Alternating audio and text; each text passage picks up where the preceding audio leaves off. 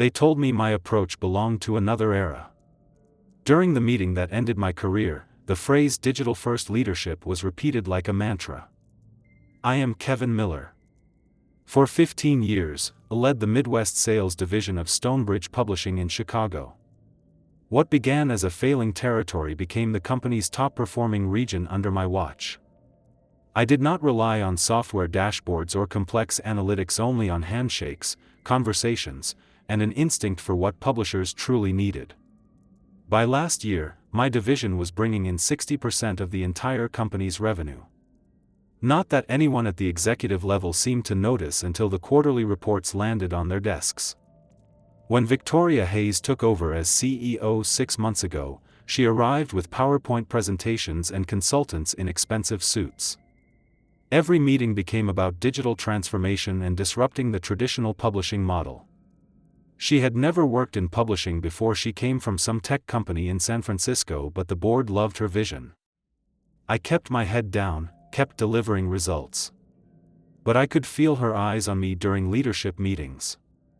I was the oldest director there, the only one who still kept a physical calendar and visited clients in person instead of scheduling Zoom calls. The summons came on a Monday morning. Her assistant, Tyler Grant, looked uncomfortable when he appeared at my office door. "She'd like to see you at 2, in the executive boardroom." I thanked him and returned to my call with James Harrington, our biggest client. We were finalizing a 5-year contract extension worth $12 million, the kind of deal that happened because I had dinner with James every quarter for a decade. The boardroom had been redesigned since Victoria arrived. Glass walls. Minimalist furniture. A massive digital display where the traditional conference table used to be. 3 people waited: Victoria, Tyler, and someone from Human Resources I did not recognize, later introduced as Rachel Cull. I knew before she spoke. "Kevin, thank you for everything you've done for Stonebridge," she began, hands clasped on the table. "But we've decided to move in a different direction with leadership." I listened quietly as she explained how my methods were outdated, how they needed someone more aligned with their digital-first approach. Someone younger, though she carefully avoided saying that part out loud. I thanked her for the opportunity, shook her hand, and walked out without arguing. 15 years ended in a 15-minute meeting. What Victoria Hayes did not understand was that in publishing, especially with the old, established houses that made up 80% of our business, trust was not built through algorithms or email campaigns. I cleared out my desk while the rest of the team was at lunch. No goodbyes. No scene. Just quiet dignity. But when I got to my car, I sat there for a long time, staring at my phone. 3 missed calls from James Harrington. He had already heard. I started at Stonebridge Publishing back when it was still called Midwestern Literary Partners. A small operation then, just 20 employees and a handful of regional clients. I had come from Heritage Books after they were bought out by one of the big New York houses. I had walked away from a corner office and a 6-figure salary because I hated what corporate publishing was doing to the industry. Harold Whitaker, the founder, hired me personally. "We don't need someone who can crunch numbers," he had said. "We need someone who understands that books are still made by people who care about what is between the covers." For the first 5 years, I rebuilt the division from scratch. Put 70,000 miles on my car visiting every independent publisher between Ohio and Nebraska. I knew the names of their spouses, their kids. I went to weddings, funerals, retirement parties. Not because it was strategic, because that was who we were. By the time Harold retired and his son Jonathan Whitaker took over, we had grown 400%. Jonathan understood the business, even if he was more interested in the numbers than his father had been. He left me alone to run things my way. 3 years ago, when the board started talking about bringing in outside leadership to modernize operations, Jonathan fought them. But when cancer took him last year at 58, there was no one left to defend the old ways. The cracks had started to appear even before Victoria Hayes was hired. Board meetings where the word antiquated kept coming up. Questions about why our team had not leveraged social media or implemented CRM optimization. Mark Reynolds, my assistant director, the man I had been grooming to take over someday, started getting invitations to strategy meetings I was not included in. He reported back, uncomfortable with his new position as messenger. They are talking about restructuring, he told me 6 months ago. Creating a digital sales team separate from traditional channels. I should have seen it coming. I should have noticed when they hired 3 new digital engagement specialists and placed them on my team without consulting me. Or when they began reassigning my long-term clients to the new team without explanation.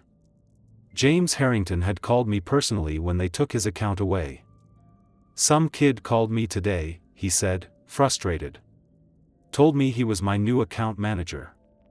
Said they were streamlining their customer interface or some nonsense like that. What is going on over there, Kevin? Just some reorganization, I told him. Nothing to worry about. But I was worried. I just did not know how to fight a battle when I did not understand the weapons being used against me. The day after my termination, I sat in my home office staring at my phone. 17 missed calls. 32 text messages. 6 emails marked urgent. All from clients and industry contacts who had already heard the news. I had not told anyone yet, not even my wife, Catherine, who was visiting our daughter in Columbus. I wanted to process it alone first. The call that finally made me pick up came from James Harrington. What the hell happened? He demanded, skipping any greeting. They are going in a new direction, I said, repeating the corporate line. James spat back, you are that company to most of us. Do they even understand that? I did not answer. I met with that new guy yesterday, James continued. Drew something. He spent 40 minutes showing me analytics and engagement metrics. Not once did he ask about our new historical fiction imprint, the one I told you was make or break for us this year. I closed my eyes, suddenly tired in a way that had nothing to do with sleep. They will figure it out, James. No, they will not, he snapped. Because people like that never bother to learn what matters. They just impose their system and expect everyone else to adapt. After we hung up, I opened my laptop and looked at the email Stonebridge HR had sent with my severance details, 6 months pay, health insurance for 90 days, a non-disparagement clause, and a non-compete that prevented me from working with any of our clients for 1 year. I nearly laughed. They thought they could legally prevent decades-old relationships from continuing with a single document. My phone buzzed again. This time it was Linda Whitmore from Riverstone Press, another major client, another friendship built over years of trust. I heard what happened, she said when I answered. It is their loss. When you are ready to talk about what is next, call me. By evening, I had heard from 12 major clients, representing over 40% of Stonebridge's annual revenue. All expressed the same sentiment, loyalty to me, not to the company I would no longer be part of. I sat in my backyard as the sun set, nursing a bourbon and turning over an idea that had started as a tiny seed that morning but had grown with each conversation. They discarded me because my methods did not fit their shiny new digital strategy. Because I built relationships instead of analyzing data. Because my client book was filled with handwritten notes instead of CRM entries. But what if those outdated methods were exactly what those clients valued? What if the very thing Victoria Hayes saw as my weakness was actually my greatest strength? I pulled out my phone and made a call to my attorney, David Rosen. David, I need you to look at something for me. A non-compete clause. They let you go? He asked, surprised. They did. And I think it might be the best thing that has ever happened to me. I did not want revenge. I just wanted to keep doing what I had always done, helping publishers connect with the right partners. And if Stonebridge Publishing no longer valued that service, there were plenty of others who did. That night, for the first time since the termination meeting, I slept soundly. 2 weeks after my termination, I met with David Rosen in his downtown office. He had reviewed my non-compete agreement and had news I did not expect. "It is essentially unenforceable," he said, sliding the document across his desk. "The scope is too broad, the duration too long. And most importantly, they cannot prevent you from using general knowledge and skills in your industry." "So I could start my own consulting firm?" I asked. "You could," David nodded. "But there is a catch. They will still sue you if you try. Even if they ultimately lose, they can make the process expensive and painful." I considered this. Stonebridge Publishing had deep pockets and a board that would not hesitate to use them against a perceived threat. "What if I do not approach any clients directly?" I asked. "What if I just become available?" David smiled. "That is a different story entirely." The next day, I filed paperwork to establish Miller Publishing Consultants. No website. No marketing materials. No outreach campaign. Just a legal entity that could accept payments and provide services. 3 days later, James Harrington called me. "I hear you have set up shop," he said without preamble. "News travels fast," I replied. "In this business, like wildfire. Listen, I need help with our winter catalog strategy. Stonebridge's new team is pushing us toward academic markets, but my instinct says we should double down on our historical series. I need someone who understands both the numbers and the readers." "I am still figuring out my next steps," I told him. "15,000 for 2 months of strategic guidance," he countered. "No direct competition with Stonebridge Services, just helping us make good decisions." It was a generous offer, carefully structured to avoid direct conflict with my non-compete. Still, I hesitated. "I need to think about it." "Do not think too long," James said. "We are making decisions next week." The unexpected call came from Mark Reynolds, my former assistant director. "Can we meet?" he asked, his voice hushed. "Not at the office. Somewhere quiet." We agreed on a small coffee shop near Eagle Creek Park, far from downtown and the publishing scene. Mark looked nervous when he arrived, constantly checking over his shoulder. "It is bad," he said once we secured a corner table. "They promoted me to your position, but I am just a figurehead. All the real decisions are coming from the new digital team." "That is not surprising," I replied. "No, you do not understand. They are systematically dismantling everything you built. They reassigned all your major accounts to the digital team. They are implementing a mandatory CRM system that none of the older sales reps can navigate. 3 people have already quit." I took a sip of my coffee, keeping my expression neutral. "And the clients?" Mark glanced around again before leaning in. "They are furious. Riverstone is threatening to walk. James Harrington has not returned calls in a week. The quarterly projections are catastrophic. Victoria is blaming the transition a month past." I had not contacted any Stonebridge clients, despite the daily calls from publishers asking for help. I deflected politely, citing professional considerations. The non-compete might have been flawed, but I was not ready to test its limits. Instead, I focused on industry contacts outside Stonebridge's client list: small independent publishers, university presses, literary agents looking for guidance. Work that would not trigger legal issues but kept me engaged in the field I loved. Then came the invitation I had not expected. Henry Prescott, chairman of Stonebridge's board, asked to meet privately. Not at the office, at his club downtown. I accepted out of curiosity more than anything else. The Indianapolis Gentlemen's Association was all dark wood and whispered conversations. Henry, 70 and silver-haired, waited in a private room with 2 tumblers of scotch already poured. "Thank you for coming, Kevin," he said, gesturing to the chair opposite his. "I imagine you are wondering why I wanted to meet." "The thought crossed my mind," I said. He pushed one of the glasses toward me. Things at Stonebridge are not going as expected. I took a small sip, saying nothing. Revenue is down 38% this quarter, Henry continued. Client retention has fallen to its lowest point in company history. The digital initiative that was supposed to transform our business model has instead alienated our core client base.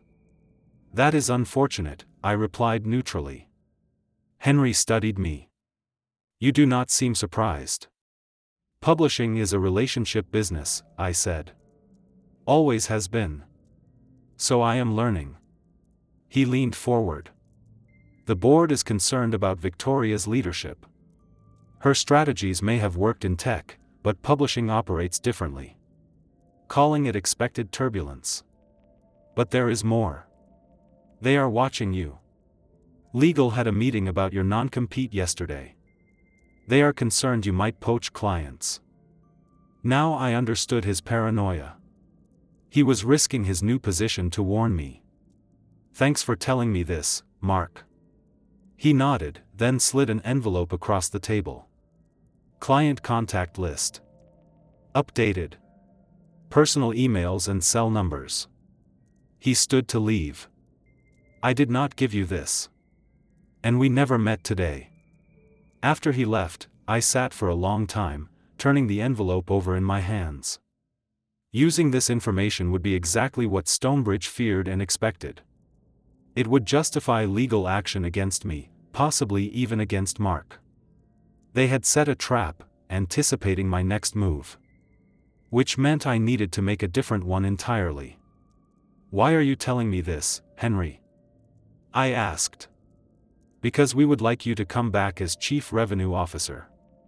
Above Victoria in the hierarchy. I stared at him, processing the offer. What about my replacement? Mark Reynolds is a good man, but he does not have your client relationships or your industry knowledge. And Victoria? Henry's expression hardened. She would have no choice. The pieces suddenly fit together. This was not just about this quarter's revenue. This had been building for longer. Henry sighed, the facade cracking. Victoria was Jonathan's hire, his last major decision before his illness became unmanageable. The board had reservations, but we deferred to him out of respect. After he passed, we gave her the opportunity to prove herself. She has not. And your termination was not approved by the board. We were informed after the fact, as with several other significant changes. Now I understood. My dismissal had not been about digital transformation, it had been about removing anyone loyal to the previous leadership. The offer is generous, Henry continued. Double your previous salary. Full control of sales and client relationships. The board's full backing to rebuild your team. It was everything I should have wanted: vindication, power, security. I need time to consider, I said. Of course. But do not take too long. The situation is deteriorating rapidly. On the drive home, I turned the conversation over in my mind. They had not just realized they made a mistake, they had known it was wrong from the beginning, but lacked the courage to stop it. Now that it was hurting their bottom line, suddenly they wanted me back. And something else. They wanted me to be the hatchet man to dismantle everything Victoria had built, and eventually Victoria herself. They did not want me for my relationship skills. They wanted me for my client list and the loyalty that came with it. The realization did not make me angry. It made me certain about what I needed to do next. The next morning, I declined Henry's offer with a brief, polite email. I made 3 phone calls that morning. The first was to James Harrington. I am ready to discuss that consulting arrangement, I told him. But I would like to suggest a different approach. I am listening, he said. I will not consult exclusively for Harrington Press. Instead, I am forming a consortium of independent publishers who share resources, distribution channels, and market intelligence. No long-term contracts. No corporate bureaucracy. Just publishers helping publishers, with me facilitating the connections. There was silence on the line. Then James said, "How many others have you approached?" "None yet. You are my first call. Not because you were my biggest client, but because I trust your judgment. If you think it is a viable model, I will move forward. If not, I will stick to traditional consulting." James did not hesitate. "I am in. And I know at least 5 others who would be too." My second call was to Linda Whitmore at Riverstone Press. As I expected, she not only embraced the consortium idea but offered refinements to the structure, including a shared digital platform that would give smaller publishers the reach of a larger organization without sacrificing independence. The third call was to David Rosen, to ensure the plan would not violate my non-compete agreement. "You are not working for their clients," he confirmed after hearing the details. "You are creating a new entity that their clients choose to join."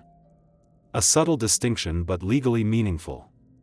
Within 2 weeks, the Miller Publishing Consortium had 7 founding members, all former Stonebridge clients who had either already left or were planning to when their contracts expired.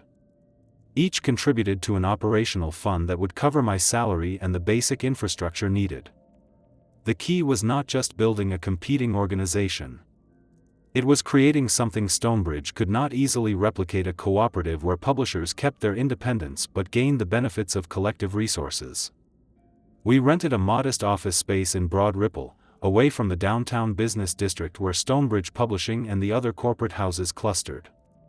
I hired 2 staff members, a recent college graduate to handle communications and social media, and a veteran publishing operations manager who had recently retired but was not ready to stop working entirely. Word spread quickly through the close-knit publishing community. By the end of the first month, 3 more publishers had joined the Miller Publishing Consortium. By the end of the second, we had to expand into larger offices. I was careful never to directly solicit Stonebridge clients. I did not need to. They came to us drawn by the success stories they were hearing and the frustrations they were experiencing with the digital-first approach that ignored the personal relationships at the heart of publishing. One evening in late September, Mark Reynolds called me. "They know what you are doing," he said without preamble. "Victoria is furious. She is talking about legal action." "We have not violated any agreements," I replied calmly. "That will not stop her from trying. There is a board meeting tomorrow, quarterly results. It is going to be ugly." "That is not my concern anymore, Mark." "I know," he said, hesitating. "But I thought you should know. And I wanted to ask. Is there room for one more at your new venture? I have reached my breaking point here." I smiled to myself. Everything was proceeding exactly as I had anticipated. Not because I sought revenge, but because I understood the industry in a way Victoria never would. "Come by the office tomorrow," I told him. "We will talk." The quarterly earnings call in October told the story. Stonebridge Publishing reported a 45% drop in revenue compared to the same quarter the previous year. Their stock fell 17% in a single day. I did not listen to the call myself. I was in a strategy meeting with 15 consortium members, planning our collective approach to the upcoming industry conference in Chicago. But James Harrington texted me the highlights. Victoria blaming market disruption and transitional challenges. No mention of the elephant in the room, the exodus of their biggest clients. Later that week, my phone rang with a number I did not recognize. "Is this Kevin Miller?" A woman's voice asked. "Speaking. This is Patricia Harrington, from the Stonebridge Board of Directors." Her tone was clipped, formal. "I am calling to inform you that we have voted to waive your non-compete agreement, effective immediately. We have also authorized our legal team to prepare a cease and desist regarding what we consider interference with our client relationships." I waited, letting the silence stretch. "Do you have any response, Mr. Miller?" she asked finally. "Just one question," I said. Have you spoken with your clients directly? Not through account managers or satisfaction surveys. Actually sat down with James Harrington or Linda Whitmore and asked why they left? That is not relevant, she began. It is the only thing that is relevant, I interrupted. They did not leave because I started something new. They left because Stonebridge stopped valuing what mattered to them.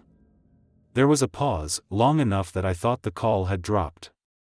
Then Patricia said, "The board meeting is still in session. Perhaps you would care to join us and explain your perspective directly?" "I appreciate the invitation," I said, "but I am in the middle of my own meeting with 15 publishers who have chosen a different path." She was silent for so long I could hear her breathing through the line. Finally, "I see." And then she hung up. The cease and desist never arrived. 3 days later, the Indianapolis Star ran the headline. Stonebridge CEO steps down amid financial turbulence. 6 months after launching the Miller Publishing Consortium, we moved into permanent offices in a renovated warehouse in Fountain Square. 23 member publishers now, with a waiting list of others eager to join. We had expanded beyond Indiana, bringing in small and mid-sized publishers from across the Midwest. The industry had taken notice. We were featured in Publishers Weekly and the New York Times business section. The relationship revolution in publishing, one headline called it. I had not set out to create a movement only to preserve what I knew worked. But sometimes the old ways become revolutionary again when people remember why they mattered in the first place. One Tuesday morning, my phone rang. Henry Prescott. Stonebridge had a new CEO now, promoted from within, someone who had been with the company for decades. "We would like to discuss the possibility of Stonebridge joining your consortium," Henry said, no preamble. I smiled to myself. "That is not how it works, Henry. We are not acquiring members of your size. Perhaps a partnership arrangement, then?" "I will bring it to our leadership council," I told him, though I already knew what the answer would be. The publishers who joined us had done so precisely to escape the corporate model Stonebridge represented. After hanging up, I walked through our open office. No executive suite for me, just a desk among the others, part of the daily conversations that kept us connected to what mattered.